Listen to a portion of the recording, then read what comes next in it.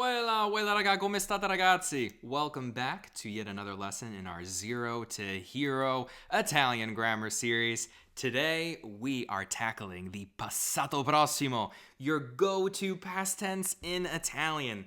Let's go straight to the whiteboard. All right, so Passato Prossimo. I'm sure you've heard about this. It is a very important verb tense. What is the passato prossimo? This is simply your past tense.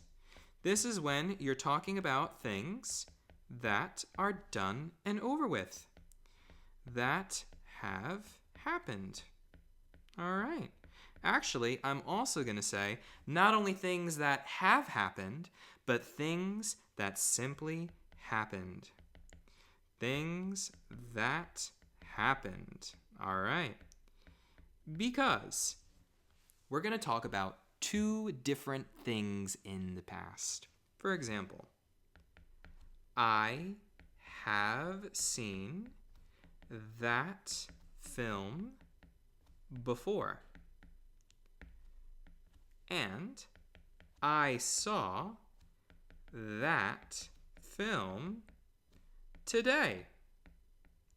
These are two different verb tenses in English. The first one is what we call the present perfect. The second is called the simple past. Two verb tenses in English that demonstrate two different things. In Italian, they just use one translation, one form of a verb. So it's pretty cool. Pretty cool. So I've seen that film before. That's not a specific point in time. I've seen it before. I'm not telling you when exactly. Could have been a long time ago. Could have been recently. I've just seen it before. Something that happened in the past. It's happened. I saw that film today. That happened today. That was a specific point in time. I'm indicating that. That's a specific point in time. It's called the simple past. In Italian, we just use passato prossimo for both of these. So, what would the translation be? Let's do this first one here. Okay. And we'll do this next one there. Okay. So, ho visto il film. You could say prima. Ho visto prima il film, maybe a better way of saying it. Ho visto il film prima, or prima ho visto quel film. Ho visto quel film prima nella mia vita. There are a couple ways of saying it. I don't love the way it sounds, but it gets you somewhere to the idea. Versus, ho visto quel film oggi. You could also say ho visto oggi quel film. And it should be I've seen that film. Let me just correct this. This should be quel. Okay. Ho visto quel film prima, ho visto quel film oggi. It's still ho visto. It's still ho visto, which either can mean I have seen or I saw. It literally means I have seen because there is a simple past in Italian called the passato remoto that they use mostly in literature. You can use it when speaking, but it always refers to something that happened a long time ago. We will be covering that in another lesson. All right, cool. Let's get to how we even conjugate verbs. In the passato prossimo, we use two auxiliary verbs. These are also known as helping verbs. In Italian, we use avere and essere. The translation will both be, or the translation will be for both, to have. So when I say ho visto, that means I've seen, or it means I saw.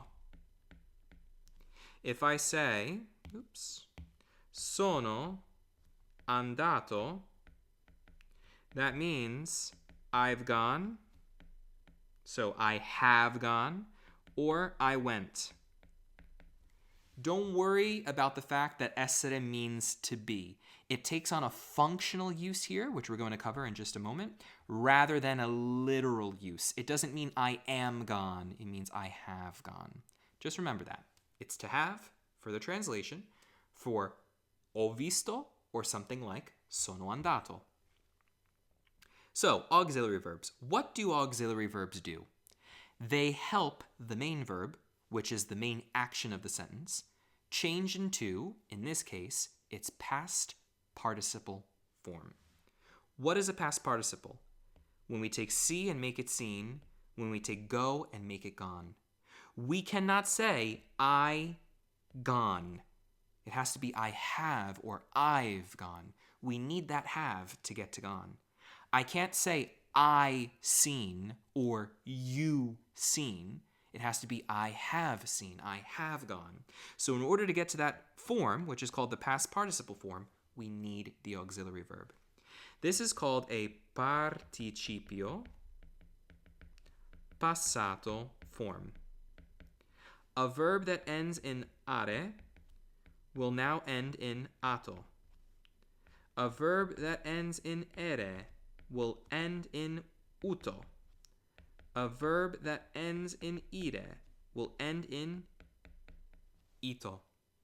For example, parlare in its past participle form will be parlato. Leggere, well, that's an irregular verb. It becomes letto. Let's do what becomes uto. We could say vivere.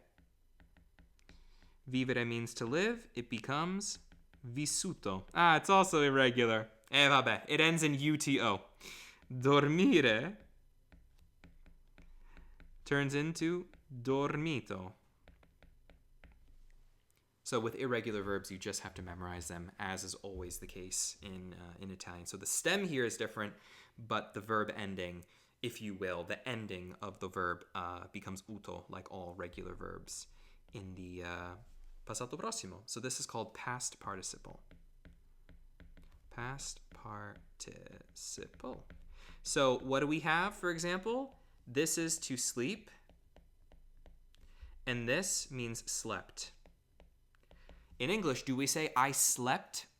It's supposed to be I have slept. I've slept. Otherwise we say, or is it I slept? I slept for 5. I have slept. No, I slept. Actually, we can. Okay, so sometimes there are exceptions, but that's what this means, slept. Whereas parlare, so parlato means spoken. In order to say spoken in English, we have to say I have spoken. We can't just say I spoken. We just say I spoke. Okay. Molto bene, molto bene. Now, we said that there are two auxiliary verbs, avere and essere. So this one I said ho visto, this one I said sono andato. How do I know that vedere takes essere and andare, how do we know that vedere takes avere and andare takes essere? You just have to memorize. You just have to memorize. Majority of verbs take avere as their auxiliary. So majority of verbs take avere as their auxiliary verb. Now there is, I don't like that verb. There is a technical way of looking at this. Transitive verbs take avere. Transitive verbs are verbs where the action passes directly from subject to object. So, we say, for example, mangio qualcosa. I eat what? I eat something. It's direct. So when it's in the past, ho mangiato qualcosa. A verb is intransitive when it's just the reverse. So intransitive verbs take essere. If I say, for example, vado in Italia, the action cannot directly be carried out onto the object of Italy. So I go where? I go to Italy, but it's not I go what or I go whom, or It just doesn't work. It's intransitive. So this action of me going, I cannot demonstrate it to you with the snap of a finger. I could go to Italy in many different ways, by train, by car, by plane, by boat, walking. You know, you could think of anything. So vado in Italia in the past. Sono andato in Italia. I went to Italy, or I've gone to Italy, could also mean. So that's just a bit of a memorization thing. Now, when you use essere, as always, be mindful of gender and number agreement. If a girl were speaking, she would say, sono andata in Italia. With avere, we don't have to do this. With essere, we do. So let me take a moment to explain that. So, concordanza with essere means gender and number agreement. We say, sono andato. Oh, you know what? I've got an even better way of doing this. Let's do it this way. Lui è andato. Lei è andata. Noi ragazzi siamo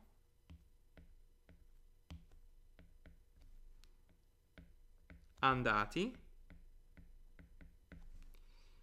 Voi ragazze siete andate. So, depending on who we're talking about, who's carrying out the action, that is going to let us know how to end our main verb. Only when we're using essere. Lui è andato, he went, because he's a boy. Lei è andata, because she's a girl. Lei è andata. Noi ragazzi siamo andati. Either we're a group of guys or a group of guys and girls. Voi ragazze, only you group of girls, siete andate. Okay? So, let's now just take a look at one verb on its own. Let's take parlare. It's going to become parlato. It is a transitive verb because I can speak directly to someone. I can show you that. It's going to use avere as its helping verb. So we're going to conjugate avere in all of the forms, and right after it, just put parlato. That's it. Io ho parlato. That can mean I spoke or I have spoken.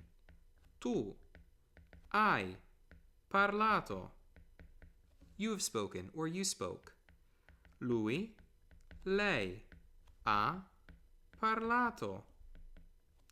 Noi abbiamo parlato. Voi avete parlato. Loro hanno parlato. Nice and easy. All you do, subject pronoun, which is optional, conjugate avere in the present tense, ho, hai, ha, abbiamo, avete, hanno, take parlare, put it in its participio passato form, the past participle form. Parlato. So, let me show you an example. Oggi ho parlato con mio fratello. Today, I spoke with my brother. Ieri hai parlato al telefono. Vero? This means yesterday. You spoke on the phone, right? So just like that, we can use the past tense. Let's use the past and the present in the same sentence. Let's say using, can I say something like, oggi guardo un film che non ho visto ieri. So today, I'm watching a film, or I will watch a film, that I did not see yesterday. So today I'm watching a film that I didn't see yesterday. Look at that. Cool. Very nice. Very nice. So this is your basic lay of the land with passato prossimo. We're going to now look at a verb that uses essere. Let's use andare. I know we kind of already covered it before. Now andare is intransitive. It becomes andato in its participio passato form, and it uses essere. Io sono andato. Or, if a female is speaking, she'll say andata. Tu sei andato. Or, if you are female, andata. Lui è andato, because he's male. Lei è andata, because she's female. Noi siamo andati. Or andate, if we're just a group of girls. Voi siete andati. Or andate. Loro sono andati. Or andate. So if I put these together in a sentence, I can say, l'anno scorso, so last year, sono andato in Italia. So last year, I went to Italy. E ho visto tutti I miei amici. So last year, I went to Italy and I saw all of my friends. Tutti I miei amici. All my friends is what it literally means, or all my friends, literally, if you really want to be specific, but this is how you say all of my friends. So l'anno scorso sono andato in Italia e ho visto tutti I miei amici. Now, I know we mentioned ere and ire verbs. So I said, for example, vivere. This is an irregular verb. It becomes vissuto. So it will just end in uto. This uses avere. So we would say, for example, ho vissuto, I vissuto, and so on. For I lived, you lived, he, she, it lived, and so on. If we have an irregular verb like leggere, these are just memorization. This becomes letto. It's transitive. So ho letto, like ho letto un giornale. I read a newspaper. If we want to make it a question, we say hai letto il giornale oggi. We use a rising intonation and just put a question. Hai letto il giornale oggi? And let's look at an ire verb. Let's do pulire. Pulire means to clean. It becomes pulito. For example, hanno pulito I piatti. They cleaned the dishes. Hanno pulito I piatti. So the basic idea is, once you know the participio passato form of a verb, like mangiato, parlato, pulito, letto, and so on, you just need to know what auxiliary verb goes with them. The majority use avere. You can just memorize the ones that use essere. For example, verbs that take essere. You just have to memorize a list. For example, essere uses essere. So if you want to say I have been. Stare uses essere. It also means I've been or I stayed. Rimanere means to remain. Nascere means to be born. Morire means to die. Not to sound morbid, but it's one of the verbs that uses essere. We can also use andare, to go. Venire, to come. And let's say, what else? Partire, to depart. So partire uses essere, because to depart, how can I demonstrate departing? I can demonstrate it in a variety of ways. That action doesn't just carry from me as a subject onto an object. There are multiple ways of doing it. Or just memorize it. Partire uses essere. That can help as well. So that, my friends, is our lesson on the Passato Prossimo. We will be revisiting the Passato Prossimo again, particularly when we get to reflexive verbs and object pronouns, so stay tuned. Hope everything was clear and you guys enjoyed today's lesson. Be sure to check out all of our lessons and stay tuned for the ones that are coming. Always remember to spread the love, guys, and I'll catch you all in the next video. Ciao ragazzi, ciao!